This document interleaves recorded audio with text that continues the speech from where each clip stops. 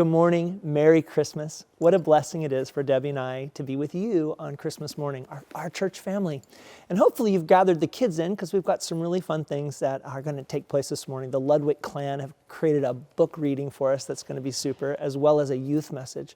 But before we get to that, Debbie and I just want to spend a little bit of time telling you what Christmas means to us, what it means to our family, and some of the things that we hope on Christmas Day.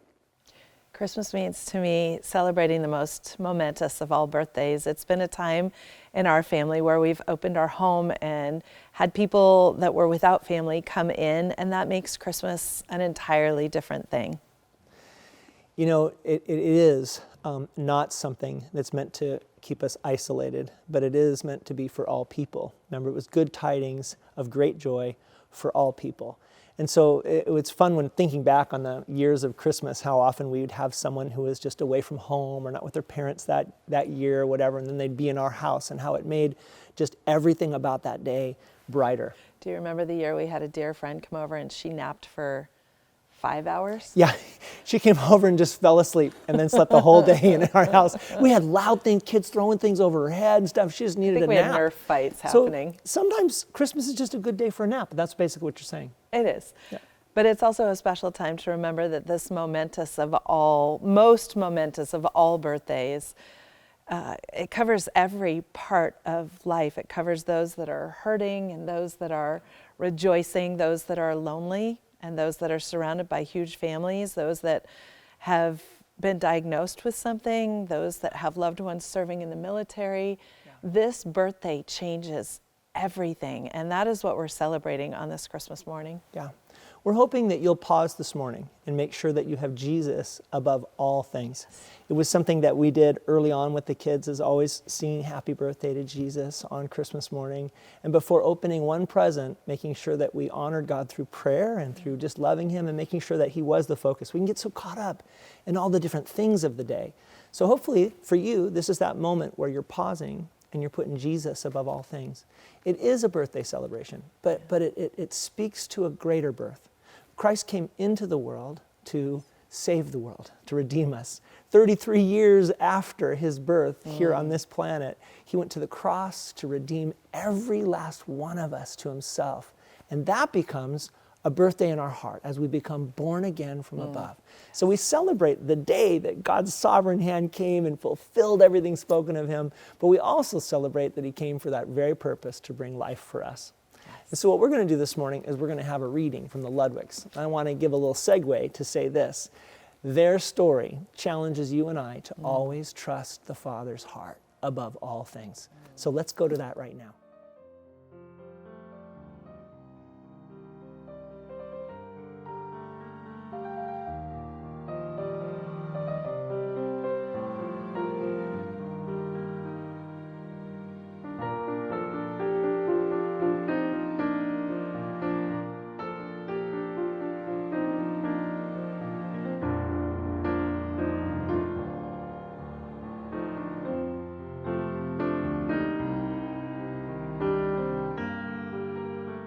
Oh, hello. You know, we're over here at our friend's house, and I'm about to read a book. It's called The Apple Tree Christmas, and I hope that you'll want to read it with me. So let's go over to the fireplace, and we'll read it together.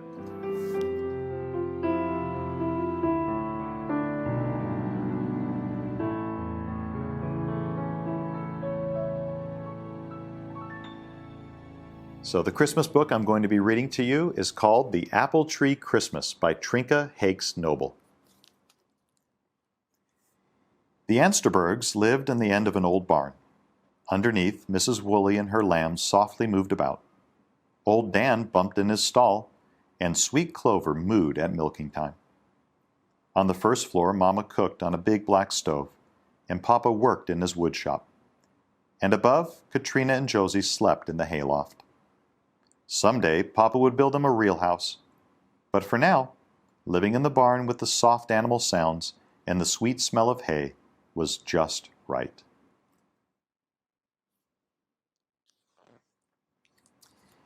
Near the barn was an old apple tree. It was overgrown with wild grapevines, but Papa never cut away the vines, because they made a natural ladder to the highest apples. Besides, he always joked, I could never separate such close friends. Girls, we'll be picking apples soon, said Mama one day. Maybe sooner than you think, said Papa. I heard they got a foot of snow up north. Oh dear, fretted Mama. Winter so soon? We better get the apples in tomorrow, said Papa. And I'll make a big batch of apple butter, said Mama. You girls should stay home from school to help sort apples. Hooray! Shouted Katrina and Josie.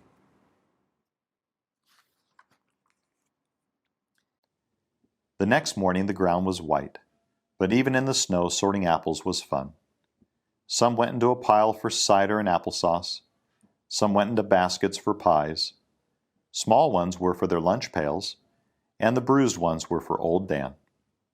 But finding the apples to decorate their Christmas tree was what Katrina and Josie liked best. All day long they picked and chose until the most beautiful apples stood on the stone wall. Then Mama picked the biggest one. This will make a nice clove apple for our Christmas dinner table, she said. They wrapped the rest of the apples in cloth, and Papa put them in the bottom of the barn to keep until Christmas. Now that all the apples were picked, Katrina and Josie could climb the tree as much as they wanted. The snowy weather didn't stop them.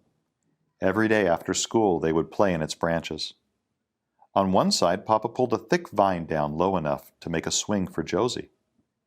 The other side of the tree belonged to Katrina. One limb made a perfect drawing board. She called it her studio. And there she would dream and draw until the cold winter sun glowed low behind the trees. Time for chores, called Mama as she lit the lantern. Katrina and Josie ran inside the barn and climbed down the ladder to the animal stalls. First they shelled corn for the hens, then they fed and watered old Dan.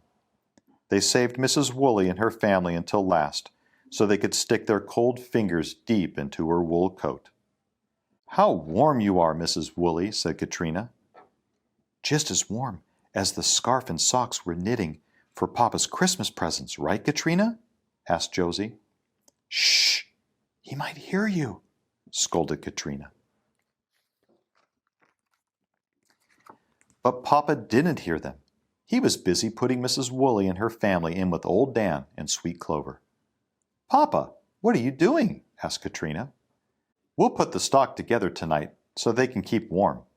You climb up and stuff straw in those holes. It must have dropped 20 degrees in the last hour, said Papa.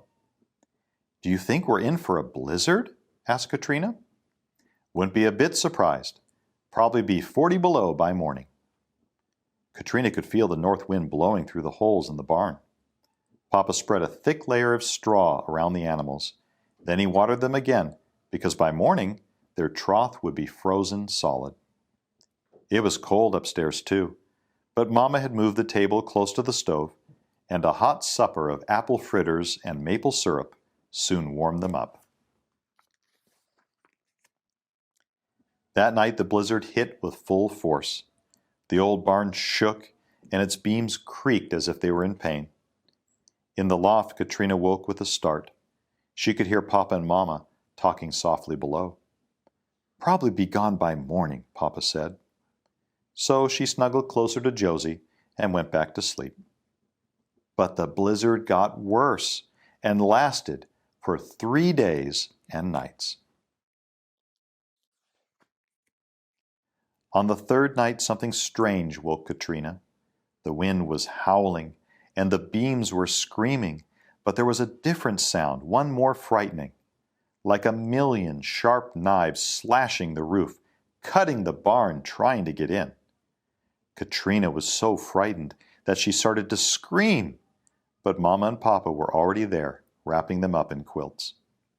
Papa, what is it? Asked Katrina, shaking with fright. Ice storm. We're moving you girls downstairs in case the roof caves in under the weight. Mama put Katrina and Josie on a feather bed under the table. Now try to sleep, she said. But Katrina couldn't fall asleep. The ice storm tore at the barn, and throughout the night Katrina was startled by the loud splintering sounds of big limbs snapping like twigs. When Mama opened the stove door, to add more wood, the firelight made an eerie orange glow. Her shadow looked big and strange. Katrina knew Mama would keep the fire going, no matter what.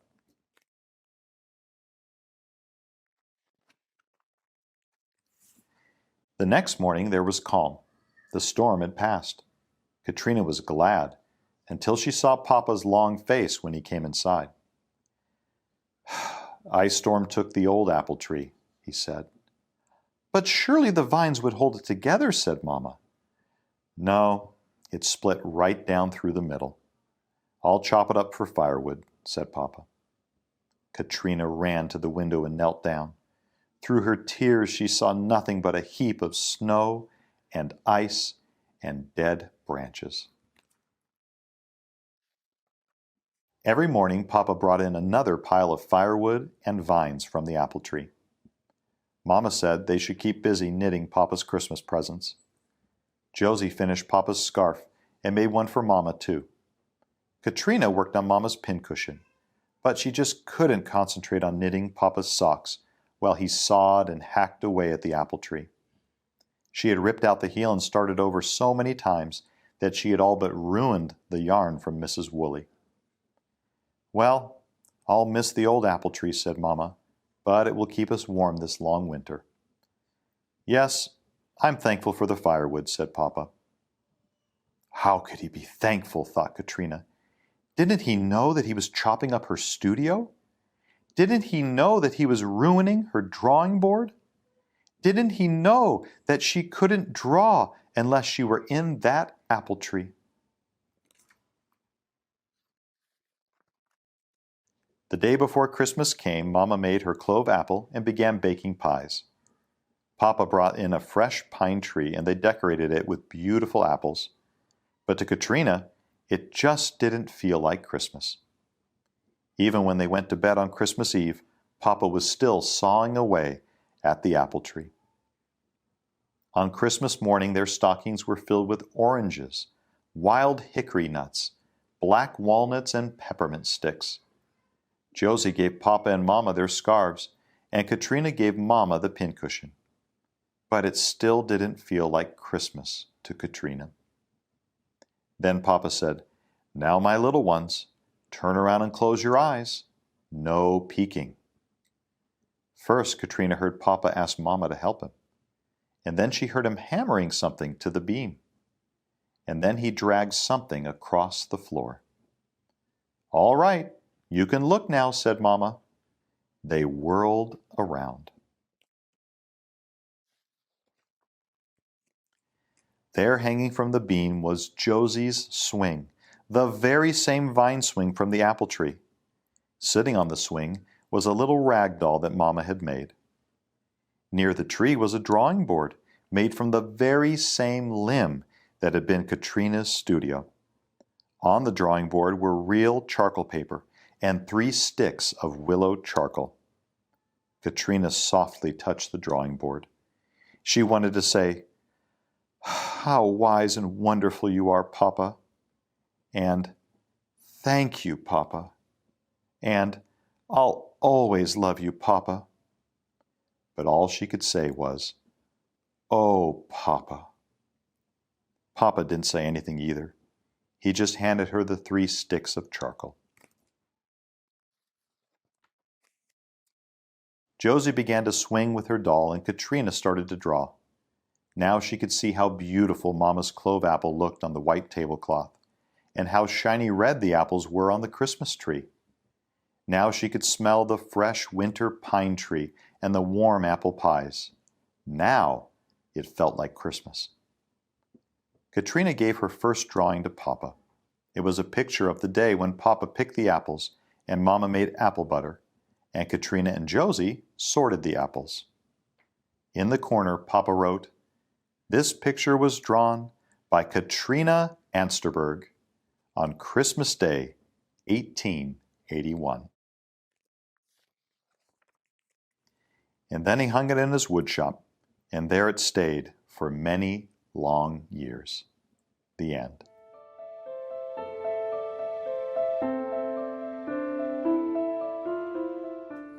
This Christmas book is one of the favorites in the Ludwick house, and we chose it not because it mentions Jesus, because it doesn't. It doesn't mention any wise men, doesn't mention a giant star over Bethlehem. It doesn't even mention the shepherds watching over their flocks in the fields by night. But what it does talk about is a tragedy in the life of Katrina, the little girl. And you see how when that apple tree was destroyed and her father was out making firewood of it, she doubted her father. She said, "Why, Dad? Doesn't he know that I love that tree? Doesn't he know I need that tree to draw? Doesn't he know? Doesn't he know?" Her faith was really weak at that time. But then as she opened her eyes on Christmas morning and turned around and saw that her father had taken the broken tree and turned it into something so very good and made a drawing board for her and a swing for her sister Josie. And it was at that time that she realized that she shouldn't have doubted her father, that her father loved her and was going to care for her. And I want us to remember that, because our faith needs to stay strong, especially during times when crazy stuff is happening. You know, there's a lot of tragedy in our lives and in the lives of people around the world. And sometimes we can start to question God and say, "Why, God? Don't you know I need this? Don't you know that's bad that happened to me?" But you know, we have to remember, because we're God's children, He does know exactly that. And Romans 8:28 tells us that God is going to work all things together for good for those who love Him and for those who are the called according to His purpose. And because you're God's children, He's going to work in your life too. So keep your faith strong and always trust in your Heavenly Father. And from the Ludwick family to you, Merry Christmas. Thank you so much, Ludwick family. They just do a fantastic job every year. What a great challenge that we would be a people to know that God has a grander plan in store for us, the Father in heaven. Now we get a special treat with Pastor Kevin, who's got a message for us for the youth. Yay. Hi, everybody. My name's Kevin. I'm Hannah. And I'm Nina. And we want to say Merry Christmas. See you guys later. And I wanted to talk to you guys about Christmas presents. Who doesn't love getting Christmas presents at Christmas? They're so fun. The wrapping paper, the stuff inside, it's so great. Well, Christmas presents remind me of 3 things, and I want to tell you about each one of those. The first thing is the most obvious. The greatest gift that we've ever received at Christmas time was when Jesus came. He was a little baby. He lived an amazing life, and He came with a specific purpose. He came to die for our sins. The greatest gift that God could have ever given us. And you know what? It's free. You see, you can't pay for a Christmas present. You just receive it. You can't earn a Christmas present. You just get it. And all we have to do is open it up and enjoy what's inside. And that's what God gave us through His Son, Jesus Christ. And it's such a great way to remember. So when you're opening your Christmas presents, remember the greatest gift that you received ever was Jesus. The next thing I think about is the wrapping paper and the bow. Now, Christmas presents are so pretty. I love seeing them around the tree. They're all so brilliant, a little bit different each one. But you don't really care about the wrapping paper. You care about what's inside. And it's one of those things that it reminds me of when Samuel was coming to find the new king that God was telling him to find. And he looks at all of David's brothers. He sees each one of them. They're big and strong and handsome and smart. And he thinks, this has got to be the one. And God's like, no, no. He's like, oh, well, what about this one? He's big and also he's really got huge muscles. And God's like, no, no, no. You see, I don't look at the outward appearance. I look at the heart. That's how God looks at us. He doesn't look at our outward appearance. I think about my sweet daughter, Eloise. Sometimes she comes to me and she says, Daddy, aren't I so beautiful? Look at my hair. Daddy, look at my fingernails. Daddy, how about this dress? Does this dress make me look so beautiful? And I always say, of course, yes, you're so beautiful. But I also like to remind my daughter, the most beautiful thing about you is your heart, your kind heart that Jesus gave you. And so, one more thing to think about when you're opening your presents. Yes, the outside is very lovely, but it's the heart that God looks at. And now, before I tell you the last one, let me rip this guy open for you. And we'll see what kind of Christmas present I have. I don't know if you can see this, but to me, from, also me. So it's got to be good, right? So let's see. I really like opening presents. One thing that my mom likes to do is save wrapping paper. And because of that, I like to rip up my presents a lot so that she can't save it. Because, man, who's got room for that in their house? Not me. So, let's see if I can open this part. Okay. Inside of my Christmas present, I have, oh, what a lovely present. Socks. Oof, I don't even think they're new. Oh, brother. Now, remember this Christmas, you might get a present or two that isn't amazing. And sometimes we get gifts like that. And you know what? That's okay. I guarantee you I'm still going to use these socks. Are they the best gift I ever got? Definitely not. But Christmas isn't about the presents we get. It's about more the joy that we have, the thankfulness that we can have, remembering who the greatest gift ever is. So as you open your presents, or maybe you already opened them because you were so eager this morning, remember these things. Sorry, I'm going to put those down. Remember these things. Jesus, he's the greatest gift that we're ever going to get. Remember that God looks at our hearts, not at our outward appearance. And remember to have joy and thankfulness no matter what the presents are that we get. I hope you have a great day, and I will see you at church.